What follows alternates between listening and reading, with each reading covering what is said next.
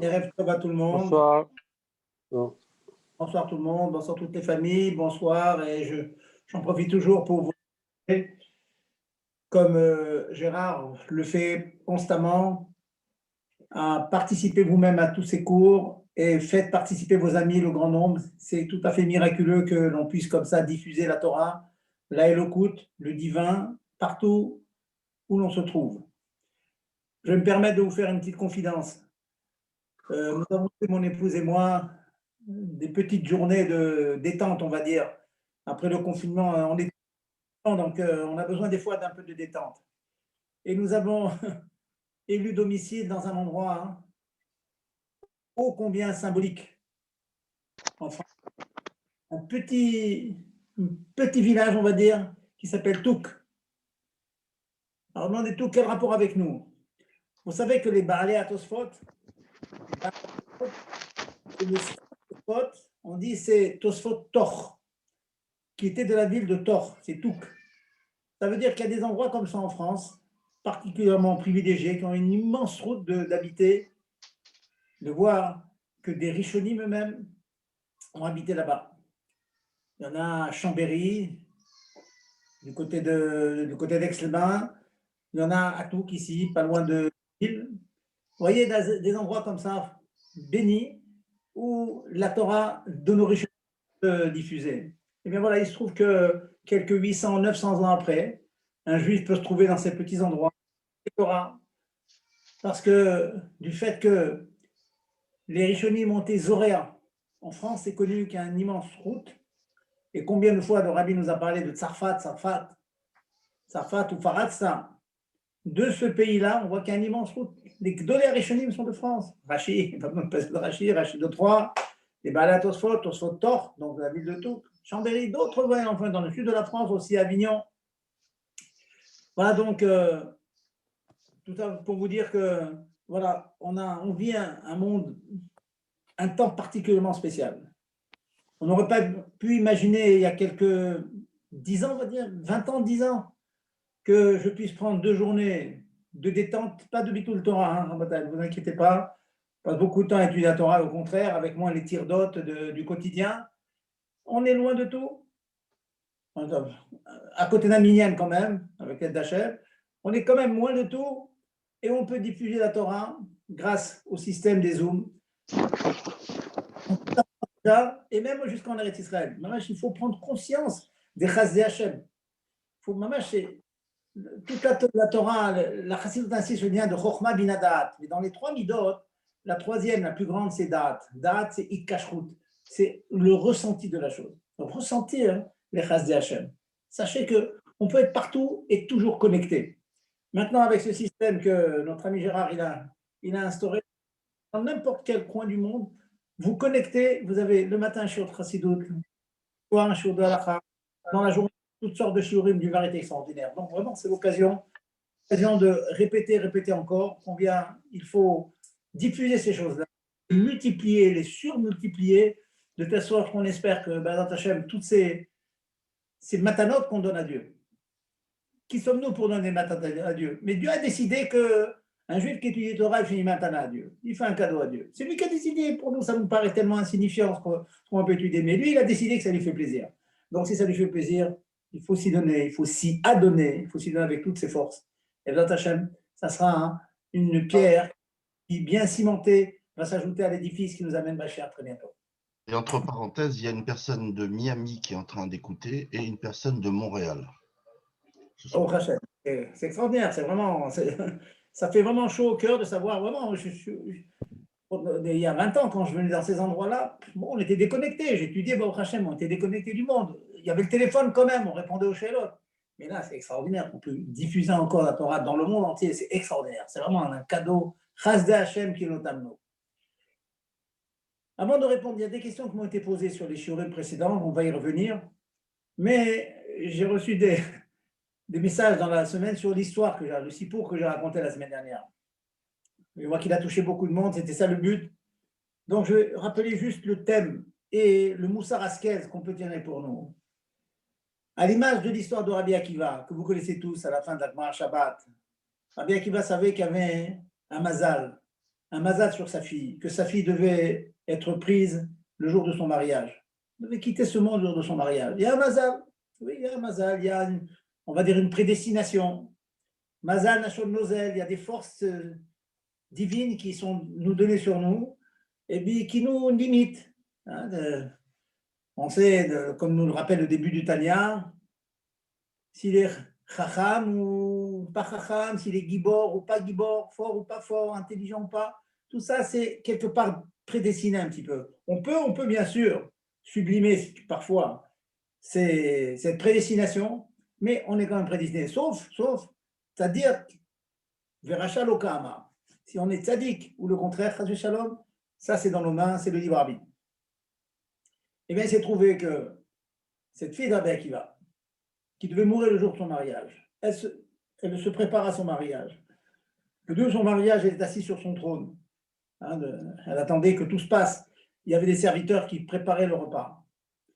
Eh bien, elle a vu passer par là, à côté d'elle, elle a vu passer un pauvre, un Ani. Bon, une mariée, elle a autre chose à s'occuper que des Ani le jour-là. C'est sûr, c'était la fille de Rabbi Akiva, donc elle faisait tous les tzakot, comme la Racha lui demande, et bien au-delà de là, ni fini, mais j'aurais s'arrêter ses maquillages, ses srac ou frac, tout cela, elle a arrêté. Elle s'est occupée du manger, elle lui a donné. Point. Puis s'est rassise sur son trône et s'est mariée. Mais auparavant, quand elle va dans sa chambre, à un moment, elle voulait attacher sa chevelure avec une aiguille pointue qu'elle avait l'habitude, que beaucoup avaient l'habitude autrefois, il n'y a pas des grands placards comme nous avons. Elle a mis dans un trou, dans le mur, dans un trou, dans les murs, servait comme petit mini placard. Elle va chercher son aiguille, et quand elle tire son aiguille, elle pousse un cri d'effroi, tel point que tout le monde se retourne, qu'est-ce qui se passe? Et bien, elle voit qu'au bout de cette aiguille, il y avait un serpent dont la tête avait été transpercée par l'aiguille, qui était mort, parce qu'auparavant, elle avait mis son aiguille dans le trou, et en mettant son aiguille dans le trou, elle avait tué le serpent. Le Rabbi Akiva, le grand Rabbi Akiva, il va voir sa fille. Qu'est-ce qui t'arrive, ma chère fille? Qu'est-ce qui t'arrive? Il dit, voilà, j'ai mis l'aiguille dans le trou et ça a transpercé la tête du serpent. Rabbi Akiva est étonné. Rabbi Akiva savait que sa fille avait un mazal, avait une prédestination de mourir le jour de son mariage. Il dit, Betty, ma fille, dis-moi qu'as-tu fait de spécial, de hors norme pour mériter un tel miracle que tu as pu tuer le serpent qui était prédestiné depuis le jour de ta naissance? Elle dit, j'ai rien fait, papa. Comment tu n'as rien fait? Dis-moi ce que tu as fait quand même. Elle cherche. Mais bon, papa, j'étais assis, j'attendais que tout se passe, et puis il y avait un pauvre qui passait. J'ai arrêté d'attendre à rien faire. Je me suis occupé de lui, je lui donnais un petit peu à manger, etc. Alors Rabbi a dit, Alze Neymar, sur ça, nos sages ont dit, En Mazal Israël. Il n'y a pas de prédestination pour un juif.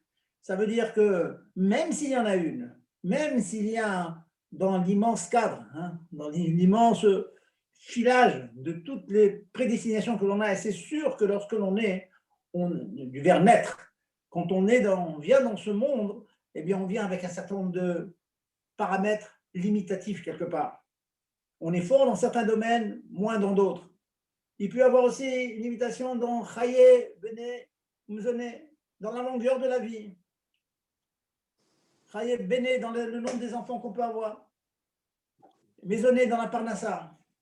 Alors, bien qu'il va dire à sa fille, oui, il y a Mazal d'Israël, mais par un zrout gadol, par un grand zrout. Et quoi un grand zrout? Elle a cassé des montagnes, elle n'a rien cassé du tout. Elle a mangé un pauvre. Mais ce jour-là, c'était la seule qui faisait ça. Tout le monde était occupé. Elle, c'était la Kala, elle a fait cette chose-là. Omer Rabbi Akiva, Adzenema, En Mazal d'Israël. Et il a été sauvé d'une mort horrible, piqué par un serpent le jour de son mariage, l'horreur totale. Il a été sauvé de cela.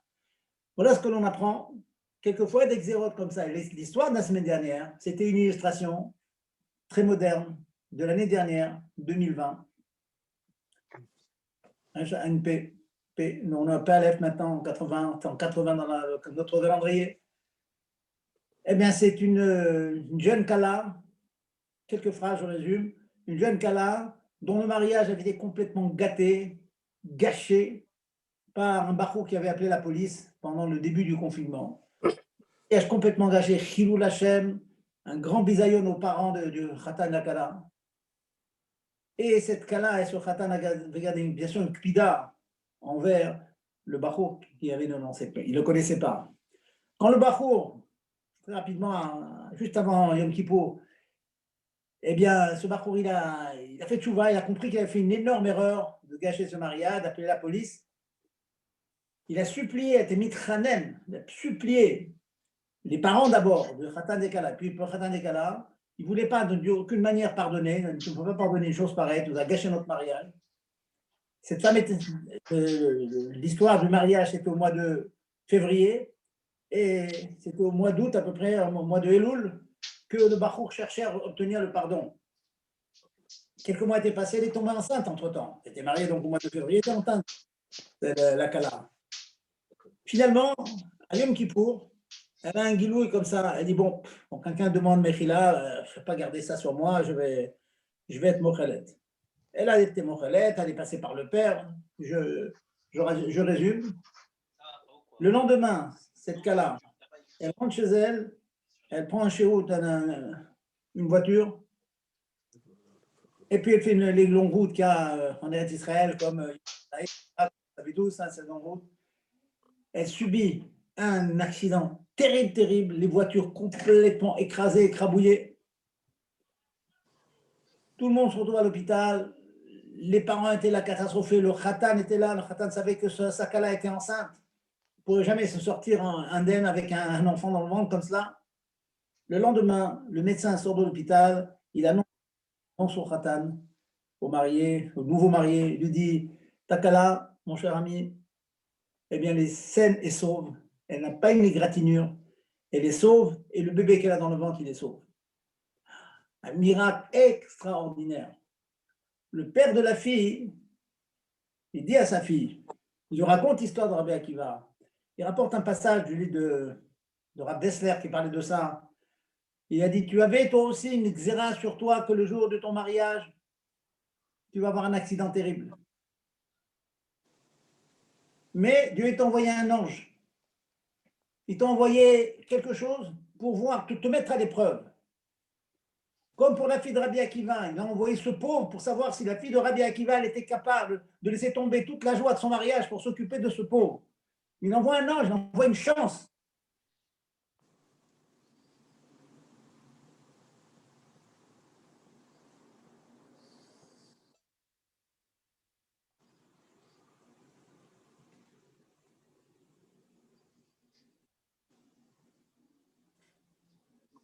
Que tout le monde n'entend pas là? Bah non. Donc, il y a une coupure. Ouais, non, on n'entend pas. On est là, mais ça Problème technique, on attend, il va revenir. Le père disait à sa fille, voilà, il y avait une xéra sur toi et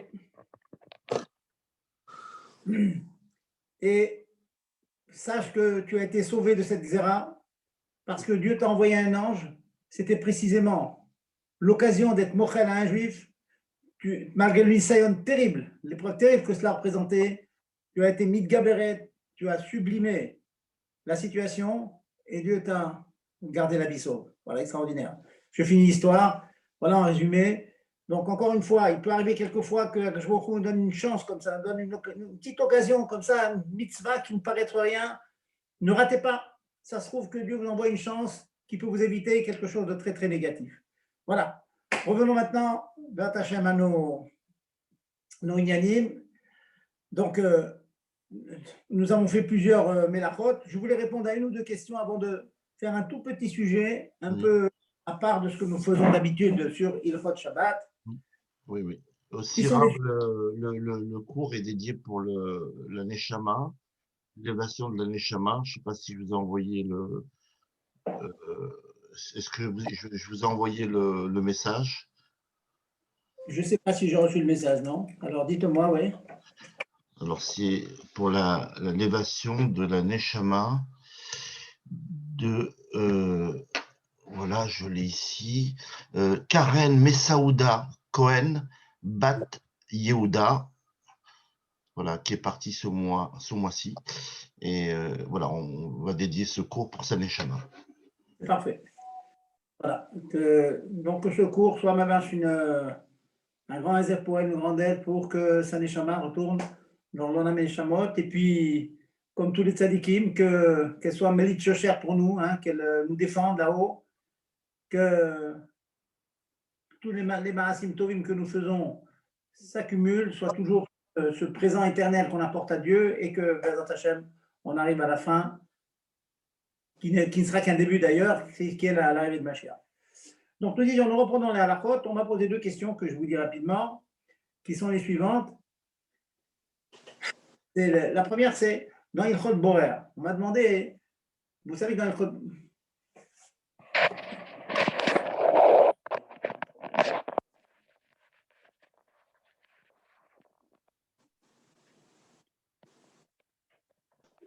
Je ne savais pas.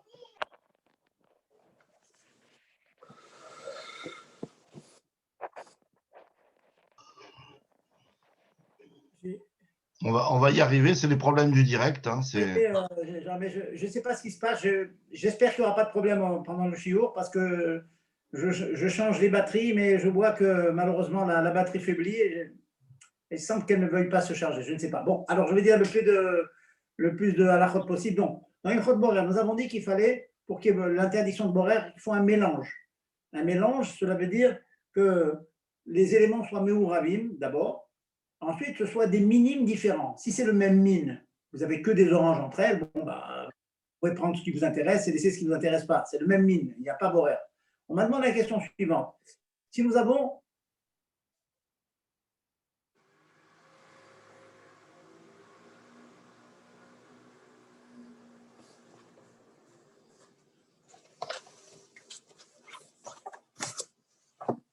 je disais que dans les poissons en question, on m'a demandé la question suivante. Lorsque vous avez des poissons avec peau, des poissons sans peau, est-ce que c'est considéré comme deux minimes et donc il y a l'interdiction de borer? Ou bien non, c'est le même mine. Donc, disons que c'est le même poisson. Hein. Vous avez, disons, du saumon avec peau et du saumon sans peau. La réponse est que c'est évident que du poisson avec peau et sans peau, ce n'est pas tout à fait la même chose. Il y a des gens qui sont très macpides d'avoir du poisson avec peau. Je ne parle pas du niveau de la cache-route, je parle au niveau du goût. Donc, effectivement, vous avez par exemple beaucoup de poissons mélangés comme ça dans une casserole et que vous teniez par exemple à voir les morceaux de poisson dont la peau a déjà été enlevée et vous poussez, vous enlevez le mauvais, vous enlevez la psolette pour prendre le ochel, alors là, il y a effectivement un problème de borer. Il y a un problème de borer. Pourquoi? C'est considéré les deux comme deux minimes différents, hein, avec peau et sans peau. Voilà. Donc, c'est pour ça qu'il faut bien faire attention. J'avais donné plusieurs exemples. Par exemple, vous avez disons des prunes. Les prunes jaunes, les prunes rouges, c'est deux minimes, bien que les deux, c'est des prunes. Mais il y en a qui sont macpides de prendre des jaunes, il y en a qui sont macpides de prendre des rouges. Donc, si vous voulez les rouges, par exemple, et vous enlevez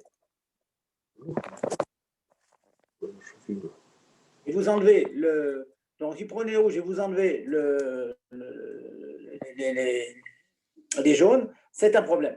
C'est un problème.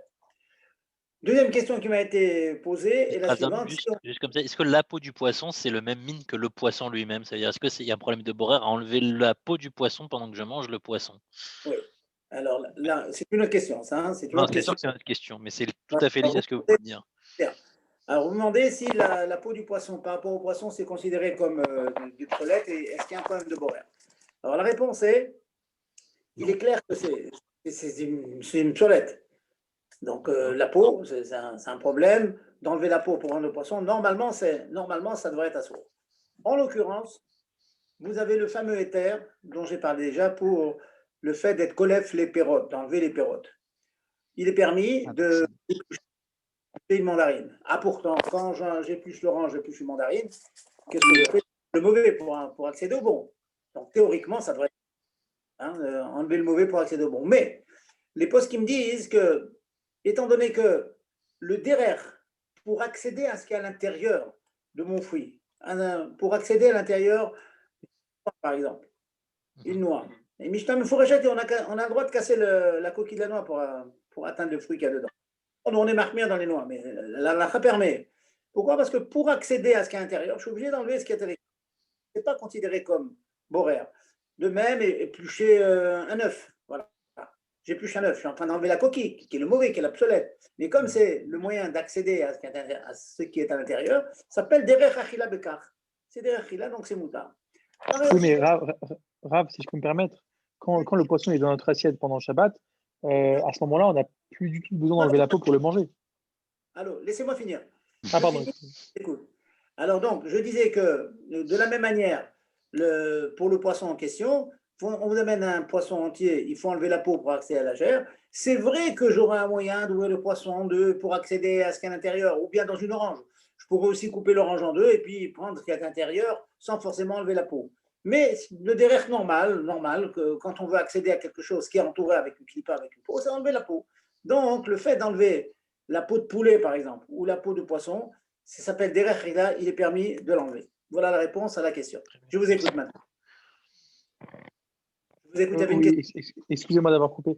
Non, je voulais rebondir sur ce que vous disiez parce que je me dis que le poisson, une fois qu'il est dans l'assiette, il reste de la peau sur le poisson pendant Shabbat, le poisson qui a déjà cuit par exemple, là, j'ai plus du tout besoin de passer par la peau. Oui. Donc à ce moment-là, c'est vraiment j'enlève l'obsolète parce que ça me dérange dans mon assiette, quoi. C'est vrai, mais c'est vrai. Mais, c'est comme si vous me disiez la chose suivante. Maintenant, on a le droit d'éplucher une orange, mais une fois que imaginons que j'ai coupé une orange en 10 morceaux, avec la peau, donc quand un dixième de morceau, je n'aurai pas le droit d'enlever parce que ça devient de l'obsolète. Vous voyez? On peut dire aussi que c'est des rechachila, c'est d'enlever la peau. Donc, même que le poisson est déjà en petits morceaux, c'est quand même moutard. En plus, pour vous dire, tachles, dans les faits, vous savez que on peut être metzaref à ce que je suis en train de vous dire, la svara de dire que quand on fait juste miyad, tout de suite avant la consommation, il y a un grand biur halakha qui explique, il donne un nimoutrout pour ceux qui enlèvent les épines des poissons. Et une des svarot qu'il donne, c'est que comme ça se fait miyad juste avant, c'est pas vraiment considéré comme borer, c'est considéré comme des rechachila. Donc, en l'occurrence, même quand vous amène des petits morceaux de poisson comme ça, déjà coupés, des tranches de poisson avec la peau, que tout on peut enlever donc la peau. D'accord. Qu'en est-il des arêtes de poisson? Encore une fois? Qu'en est-il des arêtes de poisson?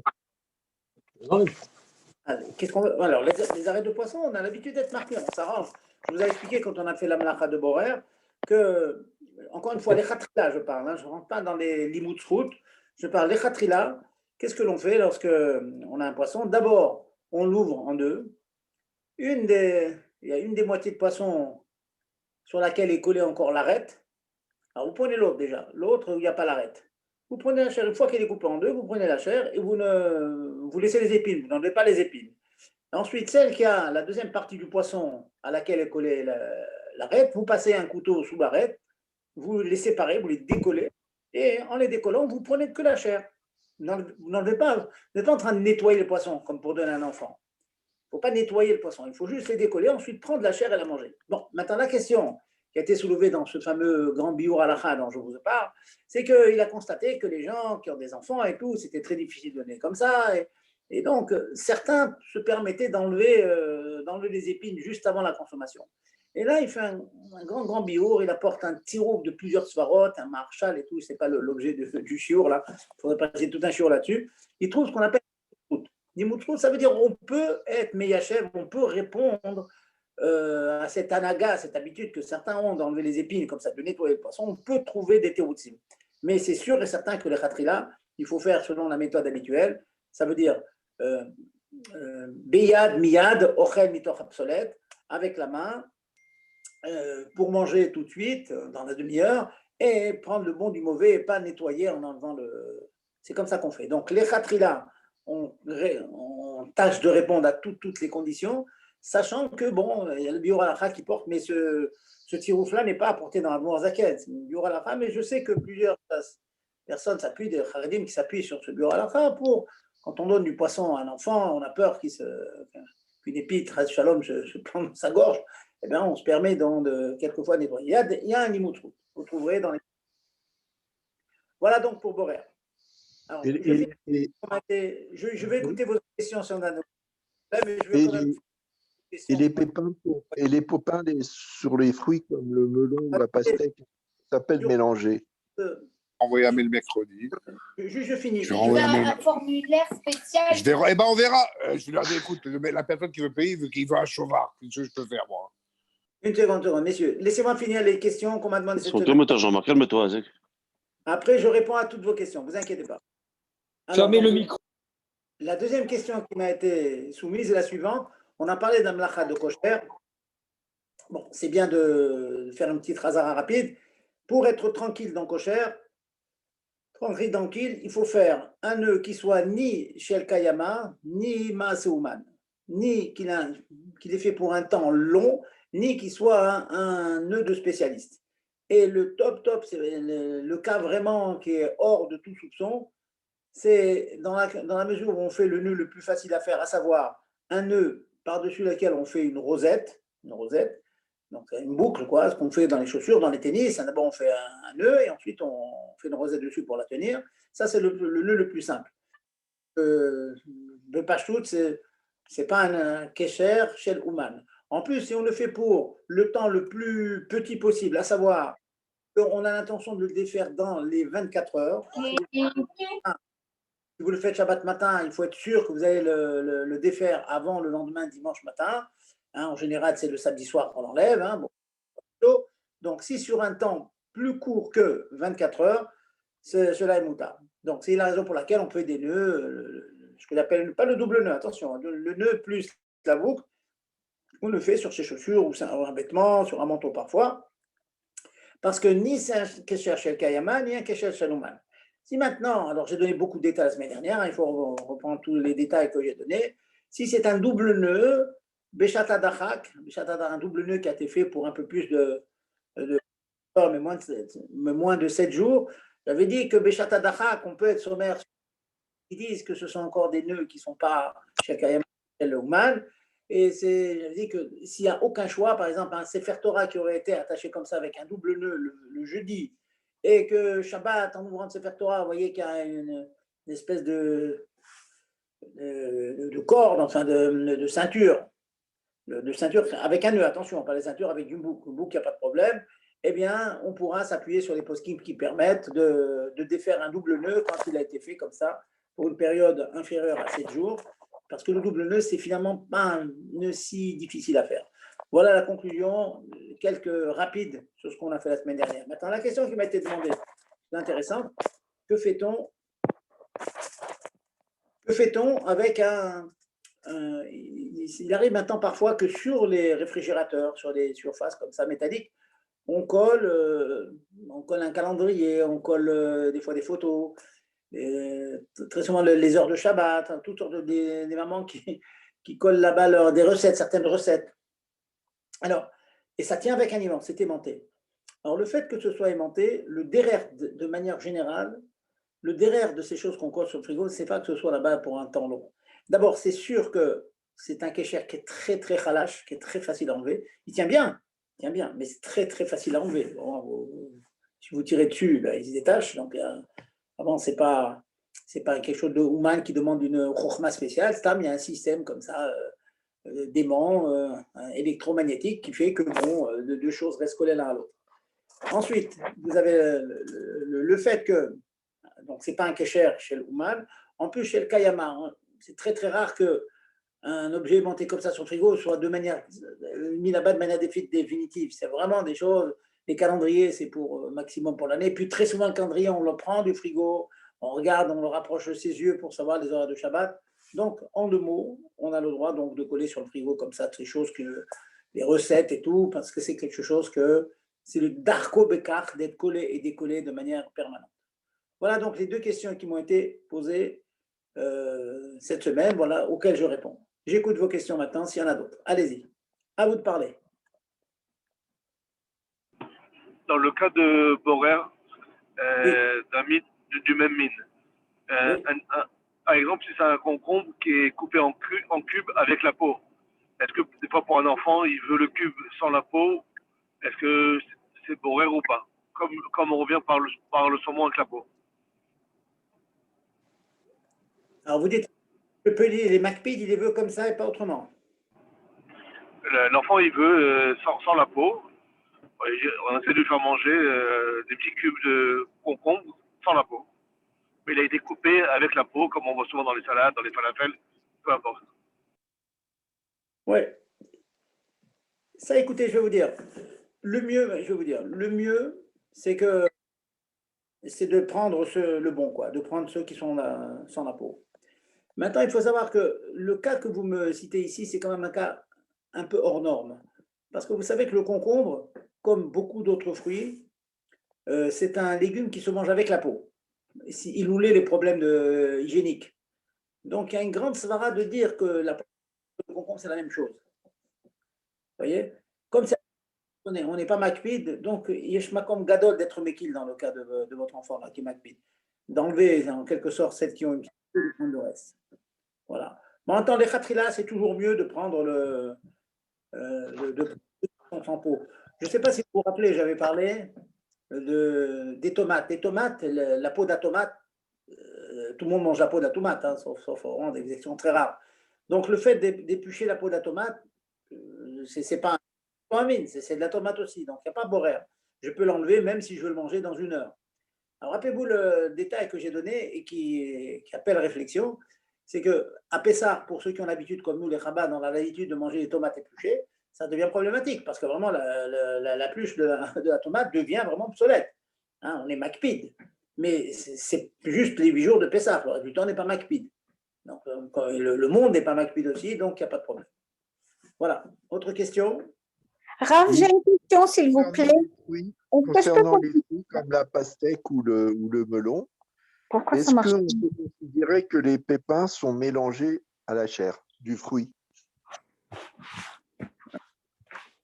Vous demandez quoi? Est-ce qu'il y a Est-ce qu'il y a... Écoutez, le cas de la pastèque et du melon, c'est une grande discussion dans les poskim. Le rôle des poskim permet de secouer le melon à la pastèque pour faire enlever. Maintenant, si il y a un bénishra, beaucoup de poskim qui permettent ce genre de choses. Très des pieds comme ça. Maintenant, si ça vous gêne, par exemple, vous avez une tranche de melon avec tous les pépins dessus, ce que vous pouvez faire, c'est enlever les pépins avec de la chair. Vous voyez? Avec de la chair. Et ensuite, quand vous l'enlevez avec de la chair, vous récupérez la chair qui était restée collée aux pépins. Ce qui fait que quand vous enlevez ces pépins avec la chair, ça devient obsolète. Je veux éviter le problème qu'on a vu avec le Admour Zaken, que dans le Sidour, il interdit d'enlever la mouche avec du liquide. Il permet dans le Shulchan Aruch et que dans le Sidour, il interdit. Pourquoi? Parce que le Ikar Kavana, quand on enlève la mouche, le Ikar de notre intention, c'est finalement d'enlever la mouche. Et l'eau qui entoure, c'est pas du problème. Dans la Hetza que je vous donne maintenant, si vous enlevez, prenez un couteau, vous enlevez tous les pépins qui sont au milieu comme ça, avec un peu, c'est sûr et certain que ce n'est pas une psolette. Vous voulez vraiment manger la chair qui reste là-bas. Donc, vous avez enlevé vos pépins finalement, vous mangez la tranche de melon tranquillement, et cette partie auquel restent les pépins collés, et donc, vous avez trouvé tous les problèmes. Voilà, comme ça, on peut résoudre le problème des melons. Madame, à vous. Je vous écoute. On voulait savoir, alors d'après ce que vous dites, alors si par exemple on a une assiette avec des cuisses de poulet et par exemple le dos du poulet, alors de choisir la cuisse par rapport au dos, donc ça aussi c'est borer. Ah oui, les os de poulet, bien sûr. Non, le dos, comment on dit le dos en français? Le blanc de poulet, par exemple, si il y a le blanc de poulet et il y a les cuisses de poulet, si on choisit un des deux, ça s'appelle borer. Vous parlez d'autre chose. Vous ne parlez pas des os maintenant. Vous parlez de la cuisse. Non, pas les os. Non, pas les os. J'ai dit le dos. Le dos, c'est-à-dire le blanc de poulet. Si vous avez, voilà, on va prendre un exemple.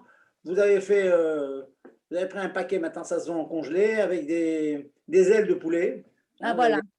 Voilà, les ailes de poulet avec, effectivement, je vous dis en général, madame, en général, quand tout ça c'est dans une assiette, comme ce sont des morceaux qui sont gros, ils ne sont pas meouravim en général. Ils ne sont pas vraiment mélangés. Mais je vais quand même vous répondre. Imaginons que ce soit un cas, ils sont vraiment meouravim. Voilà. Au fond de la casserole, vous voyez un tas de morceaux de poulet. Et dans tous ces morceaux de poulet qui restent une grosse marmite, sont vraiment mélangés les uns sur les autres. Il y a 4 cuisses, il y a 3 ailes et 2 ou 3 morceaux de parguide de blanc. Auquel cas, effectivement, il faudra respecter les conditions de Borer, c'est-à-dire prendre le bon du mauvais et laisser ce qui vous intéresse, et le faire pour la demi-heure, effectivement, s'ils sont mélangés. Ah, d'accord. Et aussi, par exemple, on a des poissons frits et des poissons bouillis. Ça aussi, pour la même sorte de poisson, ça aussi, ça s'appelle Borer parce que le goût n'est pas pareil. Si la manière d'être cuit est différente, donc c'est très bien que les goûts sont différents. Un poisson frit, un poisson bouilli, ça n'a rien à voir. Donc, si vous avez le même poisson et qui sont toujours, n'oubliez jamais la condition de méourab, de mélanger. Dans le rhum des cas, ce n'est pas vraiment mélangé. Mais si vraiment, vous voyez des morceaux, ils sont vraiment mélangés les uns avec les autres et vous cherchez au milieu des tas de poissons mélangés celui qui a été frit parce que vous aimez bien les poissons frits, eh bien, effectivement, il faudra prendre le bon et laisser ce qui ne vous intéresse pas, bien sûr. C'est Borer. Ah, d'accord. Par contre, la semaine dernière, vous avez dit que la grandeur, ça veut dire s'il y a des petits poissons et des grands poissons, ça, c'est aussi Borer. C'est aussi Borer dans la taille. Oui.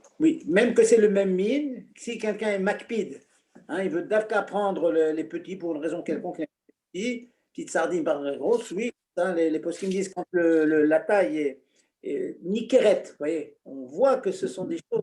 Ouais. Alors, si c'est à peine quelques grammes, bon, c'est rien du tout, ça, c'est bien sûr que non. Ça s'appelle autoamine, de même mine. Merci. Ok, J'ai merci. une question, s'il vous plaît. Allez-y. Vous aviez dit que, par exemple, ranger les jouets pendant Shabbat, les jouets des enfants, ça s'appelait Borer. Je ne sais plus, c'est le cours précédent où il y a 2 cours.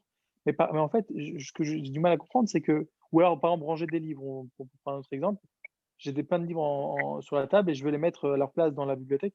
Quelque part, il n'y a pas d'obsolète, puisque moi, je m'en fiche du livre que je prends, du livre que je ne prends pas. C'est juste pour les ranger à leur place. Vous voyez, c'est pas que je prends celui-là parce que je ne veux pas l'autre. Vous voyez ce que je veux dire?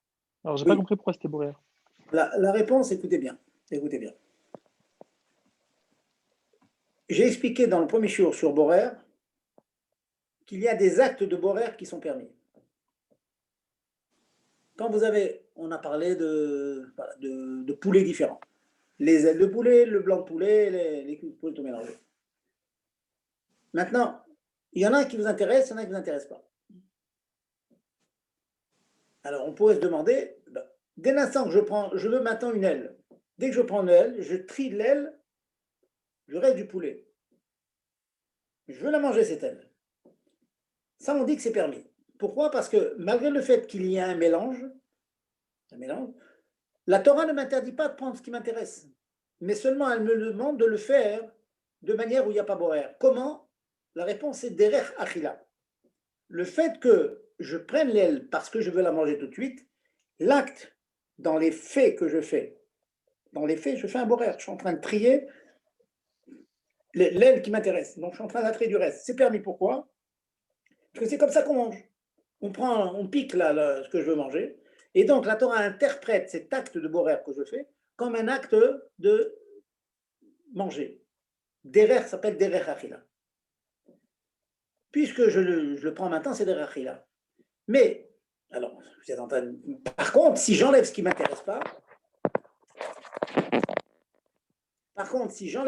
m'intéresse pas, je suis en train d'être Borer. D'accord? Maintenant, cela ne veut pas dire que si maintenant rien ne m'intéresse, j'ai des tas de morceaux de poulet, du blanc, des ailes, des cuisses. Je ne veux manger aucune d'entre elles. Mais je veux les faire des tas, les cuisses entre elles, les ailes entre elles, le blanc entre eux, c'est Vadaï Borer. Il n'y a pas plus Borer que ça. Je suis en train de trier, faire des tas. Je suis sorti de Derech Achila maintenant. Il n'y a plus Derech Achila, je ne suis pas en train de manger. Je ne suis pas en train d'utiliser. Je suis en train de faire des tas et rien de pire. Mais en fait, le mot triant. Les amandes, les pissages avec les pissages, il n'y a pas plus Borer que ça. Je n'ai pas besoin de dire, il n'y a aucune obsolète, donc c'est permis. C'est pas vrai. C'est quand il y a obsolète et Borer que je vous donne le éther de prendre le bon et de laisser le mauvais. Vous voyez, quand il y a du bon et du mauvais. Mais quand rien, entre guillemets, rien n'est bon, ça veut dire tout mon but, c'est pas que je veux utiliser un livre quelconque, mais il y a le Mechumashim, Mechitat, et Télim, tout est mélangé. Il n'y a rien de bon ici, je veux juste ranger. Il n'y a rien de pire. Ça s'appelle être Borer. D'accord, donc le sens premier de Borer, c'est vraiment la traduction française de trier, quoi. Exactement, Ok. prier, Hazak. Ok. Exactement. Ok. Tout le reste qu'on a cité, le derrière Harila est en train de cacher un borer en disant c'est D'accord. permis, pas un borer, c'est manger. J'ai compris. Merci. Voilà. Merci. Autre question, messieurs? Bon, une question, je sais que jouer à la belote, c'est pas très shabbatique, mais est-ce qu'il y a un esprit de borer, le fait de ranger des cartes? La vérité, je suis un Amaris Gamour. Je vais dire Baruch Hashem. Comment ça? Est-ce qu'on traite les cartes? Est-ce qu'on traite les cartes quand on joue à la belote? Ça consiste à quoi? On Ben, trie les cartes? ça consiste à ranger, par exemple, les piques avec les piques, les cœurs avec les cœurs, voilà. Ah oui. Si vous voulez manger les uns avec les autres, bien sûr, c'est un problème. Si maintenant vous avez un paquet et vous distribuez, je ne sais pas, 5 cartes au premier, 5 cartes au deuxième, mais c'est choisir comme ça, au pif, comme elles viennent, vous les choisissez, bon, il n'y a pas de boire ici. Vous êtes en train de donner. Non, mais j'ai tout dans la main. Bon, vous avez quoi? Vous avez 5 cartes dans la main. Et ensuite, qu'est-ce que vous faites avec ces 5 cartes? 9 cartes dans la main. C'est-à-dire, dès l'instant où c'est dans la main, est-ce qu'il y a un ignan de borer dans la main? Bon, mais j'ai 4 cartes, mais si je ne les sépare pas les cartes, il n'y a pas de boire pour l'instant. Quelqu'un vous a donné 4 cartes. Voilà, j'ai un paquet de cartes, je sais pas, il y a 50 cartes dans le paquet. Je donne 4 à Réhouven, 4 à Lévi, ainsi de suite. Il n'y a pas d'horaire, là, je suis en train de donner les cartes, je ne peux pas en dire 16. Gvod Arav, si je peux me permettre, ce que le monsieur est en train de dire, c'est qu'il a 9 cartes dans les mains. Et ces 9 cartes, il y a des piques, il y a des carreaux, bon, vous ne connaissez pas, bon, Hachem, et des cœurs ou X ou Y. Est-ce que pour ranger ces cartes, est-ce qu'il peut mettre les cœurs un avec les cœurs, enfin les cœurs ensemble, les piques ensemble, ça c'est Borer ou pas? C'est ça qu'il veut poser comme question. Enfin, je pense. Hein. Sachant que les cartes sont dans ma main. Oui, ça on sait ça. Ben, ça ne change pas que c'est dans la main. Hein. Je suis en train de vous dire, imaginez que je vous donne un tas, vous avez un ravier où il y a des pistaches, amandes, raisins secs et tout. Oui. Ben, vous plongez la main dans ce sac et vous sortez un mélange. Et dans votre main, vous mettez les raisins secs entre eux, et les pistaches entre elles, et les amandes entre elles. Vous êtes en train de faire des paquets. La chute, c'est à saut. Donc c'est Borer alors. Okay. Il faut que à l'occasion, après le cours, je vais me faire expliquer un peu exactement comment ça marche le non. jeu. Rav Zabib, c'est surtout trier pour compter. C'est trier les cœurs et carreaux pour compter les points. Et pour les utiliser, Gam, aussi pour les utiliser. C'est pour ça que je vous dis, il faut effectivement, si maintenant vous mettez les cœurs entre eux, c'est-à-dire à chaque fois que vous prenez un cœur, vous les mettez ensemble pour les utiliser maintenant, c'est comme si vous prenez le bon pour une utilisation. Je vous donne l'exemple. Allez, une halakha plus facile que les cartes. Quand vous avez par exemple les fourchettes, couteaux, cuillères mélangées. Alors vous vous rappelez ce que vous avez dit, tout a été lavé. Maintenant vous voulez les sécher par exemple. Vous avez le droit de prendre en tas, tout est en tas. Vous tirez un couteau au pif. Donc vous le séchez. Après vous le rangez dans le tiroir à couteau. Ça c'est permis. Parce que quand vous avez pris le couteau, ce n'était pas directement que pour le ranger. Vous l'avez pris pour le sécher. Vous l'avez pris pour faire une utilisation qui est permise. J'ai le droit de sécher un. Donc j'ai pris le couteau, le bon, et j'ai laissé les autres qui ne m'intéressent pas pour l'instant. Maintenant que j'ai séché dans ma main, je suis obligé de le remélanger, je peux le mettre dans le tiroir à couteau. Je continue, je plonge ma main dans le tas, je tire une cuillère. Je ne dis pas pour rien, pas pour manger, je la tire pour la sécher, Alors je la sèche, une fois qu'elle est sèche, elle est dans la main, je la mets dans le tiroir à cuillère. Chaque fois que j'en tire un, c'est pour une utilité. Donc si maintenant vous avez le même système dans les cartes, effectivement, je tire les cœurs pour les mettre ensemble parce que je peux mieux les compter, parce que ça me donne c'est ça qui va me faire gagner, effectivement, ça peut être moutard. Bon, mais je vais me faire expliquer comment ça marche exactement, la belote. Vous allez mettre dans des choses d'un yanim pas clair, c'est vrai. Hein. Bon, je vous suggère de faire plutôt des dapim de Gemara ou de Sichot, hein, plutôt que de la belote Shabbat. Non, mais s'il y a une partie, moi, je suis partant. Hein. C'est une partie. Mais même dans les Sfarim, vous avez dit là, il y a 2 semaines que il y a quand même un problème de Borer quand on met ça sur la table et qu'on les remet dans la bibliothèque après. Ouais, tant qu'à faire, autant étudier alors. Bah oui, c'est mieux. Hein. D'ailleurs, vous vous rappelez pour les Sfarim ce que j'avais dit? J'avais dit, si vous avez un tas de Sfarim, vous pouvez prendre un par un, vous l'ouvrez, vous lisez un mot c'est voilà. Après vous le rangez, et ainsi de suite. Ça va vous prendre du temps, mais au moins vous aurez lu un mot par livre, vous aurez gagné quelque chose. Bon, c'est mieux. C'est marqué, hein, c'est marqué clair. Ouais, vous l'aviez dit. Ouais, on l'avait dit ça. Bon. Allez-y, Bon. continuez. Je peux poser une question. Je vois que ces cours, ça vous fait réfléchir, Shabbat. Ça me fait très, très plaisir. Bon, Rachel. Rav, est-ce qu'on peut vérifier les tolaïm qu'il peut y avoir dans les fruits et légumes pendant Shabbat, ou est-ce qu'il y a un problème justement de borer, ou même peut-être, en fait, moi je me suis dit qu'il y avait peut-être d'autres problèmes que borer en fait, à vérifier des tolaïm, que peut-être on en viendrait à tuer une bestiole, que peut-être est-ce que la bestiole en elle-même, quand on l'enlève du fruit, en soi c'est mouktsé parce que c'est un animal? Qu'est-ce que vous pouvez nous La vérité, dire c'est un vrai problème. C'est un vrai problème parce que s'il y a des tolaïm, vous allez les enlever. Enlever comme ça, c'est sûr, c'est une psolète, donc c'est interdit. J'ai envie de vous dire, Rav, regardez, Rav, si vous avez imaginé que vous avez des salades qui sont propres, qui sont mourzakot, hein, qui sont vraiment très probablement, hein, qui sont mourzakot, hein, ils ont vraiment une chazaka, ils ont présomption, ils sont vraiment présumés propres, et vous regardez les feuilles de salade par précaution. Ça, effectivement, on peut regarder par précaution. Mais si vraiment il y a un khachach que vous avez trouvé une salade, il ne faut pas l'enlever. Une fois que vous l'avez trouvé, il ne faut pas l'enlever. Donc, comment vous allez faire? C'est juste. On doit mettre le fruit de côté alors, Rav? Comment? Si. On doit mettre le fruit de côté, Rav? Si quoi? Si on trouve une tolade. Alors, comment vous voulez faire? Je n'ai pas le droit de l'enlever. Non, il n'y a pas de problème. Il faut le mettre de côté, pas enlever ni rien. Quoi, Vous le mettez de côté, bien sûr. Et on ne rentre pas dans un problème de baltachrit. On ne peut pas le laisser de côté jusqu'à après Shabbat. Oui, bon, je n'ai pas dit jeter. Vous pouvez le mettre de côté. Mais si vous le mettez de côté, je ne sais pas si vous vous rendez compte. Ça veut dire que disons, alors, on va prendre des fruits, des cerises. Allez, vous avez des cerises. Vous commencez à ouvrir les cerises. Vous ouvrez une cerise, vous avez une tolade. Vous la mettez de côté. Qu'est-ce que vous avez fait maintenant? Vous êtes en train de prendre une psolette. La cerise avec la tolade, ça devient une psolette. Vous êtes en train d'enlever la psolette du thym. C'est vraiment borat, ça. Ah bah oui. Oui, mais elle n'a pas une chazaka de psolette avant qu'on les vérifie? Non. Si maintenant, on est comme vous savez, on a l'habitude de dire avant la parchat Korach, il n'y en a pas. On vérifie par précaution. D'accord. Mais si maintenant, vous êtes en train d'enlever celle qui ne vous intéresse pas. Et si vous savez qu'il y en a, c'est pas d'ayasour. Ça, c'est pas d'ayasour.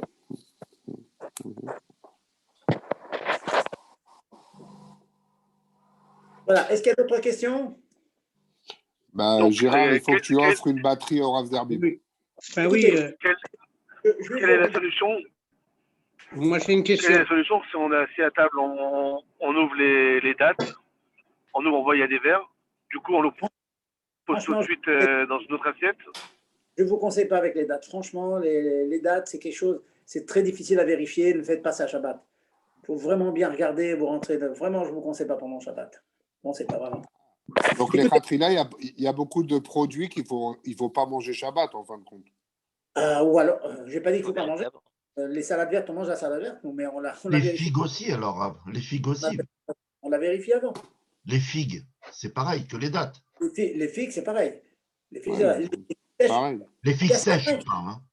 Écoutez-moi, il y en a qui sont marmiris, ils disent on n'en mange pas, jamais. On ne les vérifie pas. Bon, je ne vais pas jusqu'ici. Au Hachem, celui qui a des bons yeux, il sèche. Et puis, il regarde bien, en regardant bien, on verra. Même à la loupe, on a regardé, il y en a qui n'ont pas de tolaïm, il ne faut pas non plus exagérer. Mais bon, voilà. Écoutez, il me reste 5 minutes, messieurs. Je vais me permettre de vous dire une chéla qui m'a été posée cette semaine. Je pense qu'en Eretz Israël est très, très d'actualité. Avec le Covid, avec le confinement, il se trouve très souvent qu'on fasse des petits minyanim. Des petits minyamin. Et dans ces petits minyamin, on peut se trouver quelquefois à 10 ou 11 maximum. Et vous savez que dans un minyan de 10, 11, il y a un jour un ou deux qui traînent un peu. C'est péjoratif qui traînent. J'ai envie de dire, ils font barrique au endroit. Hein.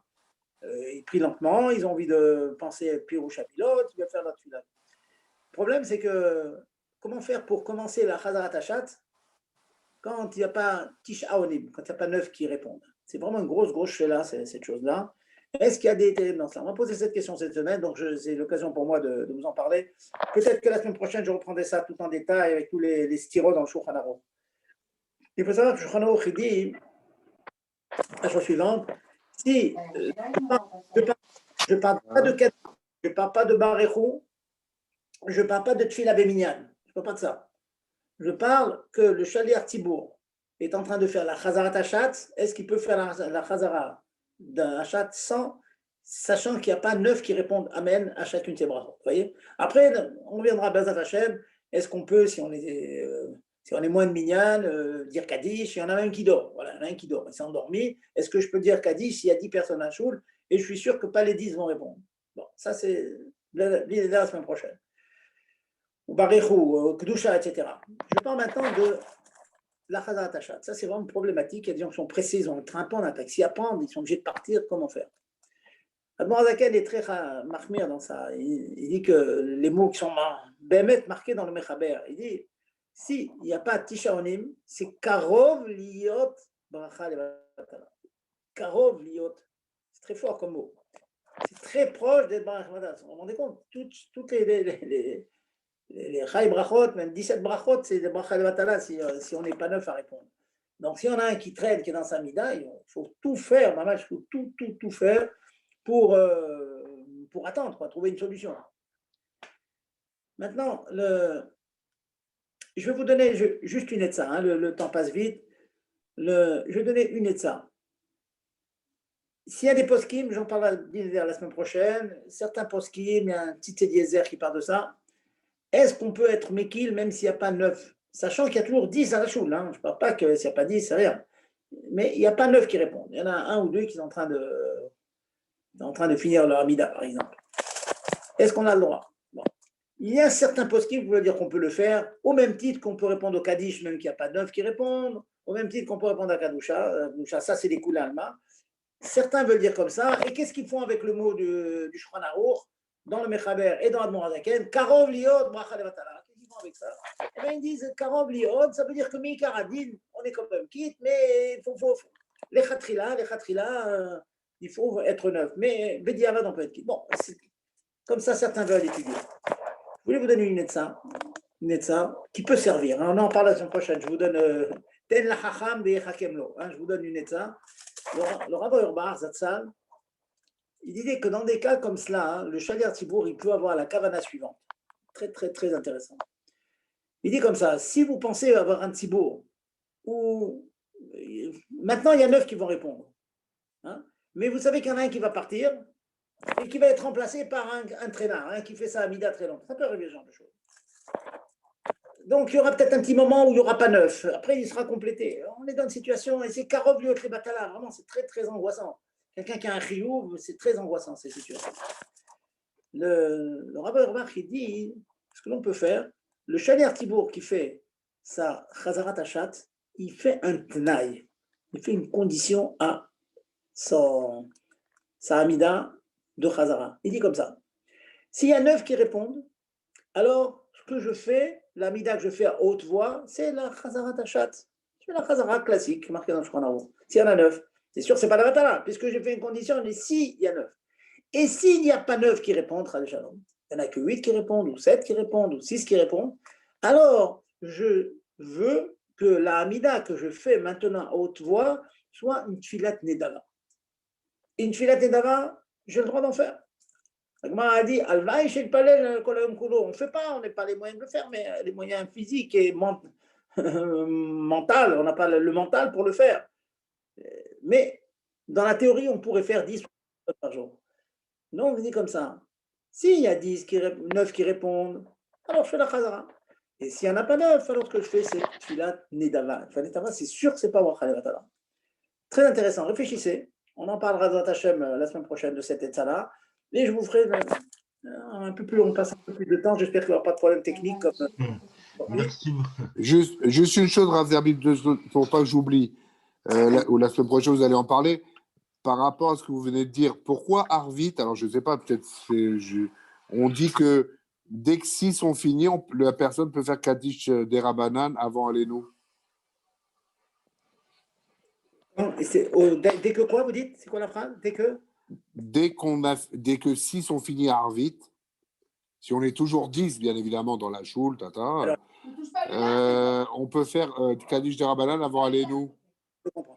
Alors, on peut, hein, les khatrila, il faut attendre, mais pourquoi on peut? Parce que ce dont j'ai parlé aujourd'hui, c'est Chazarat Hashat. Sur ça, le Shulchan Aruch il dit c'est Karov Liot Levatala.